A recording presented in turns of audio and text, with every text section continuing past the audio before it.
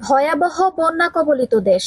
ফেনী, নোয়াখালী, লক্ষ্মীপুর, কুমিল্লা, ব্রাহ্মণবাড়িয়া, খাগড়াছড়ি সহ আশেপাশের জেলাগুলো প্লাবিত হয়েছে। পানিবন্দী হয়ে আছে প্রায় 1.5 কোটির বেশি মানুষ। এই মানবিক বিপর্যয়ে বন্যা দুর্গতদের পাশে দাঁড়ানোর চেষ্টা করেছেন দেশের সব শ্রেণীর পেশার মানুষ। সাহায্যের হাত বাড়িয়ে দিয়েছেন দেশের চলচ্চিত্র শিল্পী, অভিনেতা, অভিনেত্রীরাও। বন্যার্তদের সহায়তায় ভিডিও বার্তা দিয়েছেন ঢাকাইয়া সিনেমার অভিনেত্রী অপু বিশ্বাস। ভিডিও বার্তা দিয়ে সামাজিক মাধ্যমে তোপের মুখে পড়েছেন অপু বিশ্বাস। এর আগে চঞ্চল চৌধুরীকেও বেশ কড়া সমালোচনার বাণে জর্জরিত করা হয়েছিল। এবার শিকার হলেন অপু। সম্প্রতি অপু বিশ্বাস এক ভিডিও পোস্ট করে জানান তিনি আর্থিক সহযোগিতা করেছেন বন্যার্তদের জন্য।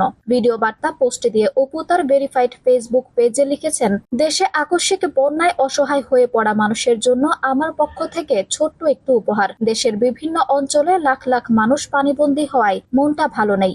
অসহায় হয়ে পড়া মানুষগুলোর আর্তনাদ দেখলে মন চায় ছুটে যায় তাদের কাছে। অসহায় বাচ্চাদের মায়াবী মুখগুলো দেখলে বুকটা ছটফট করে, কারণ আমার নিজেরও ছেলে আছে। এসব ছোট্ট বাচ্চাদের মাঝে আমি আমার ছোট্ট জয়কে খুঁজে পাই, কিন্তু আমার একমাত্র ছেলে জয়কে রেখে তাদের কাছে ছুটে যেতে পারছি না। আর তাতেই আওয়ামী লীগের রাজনীতির সংস্পর্শে থাকা এ নায়িকা রোষানলে পড়েন নেটিজেনদের।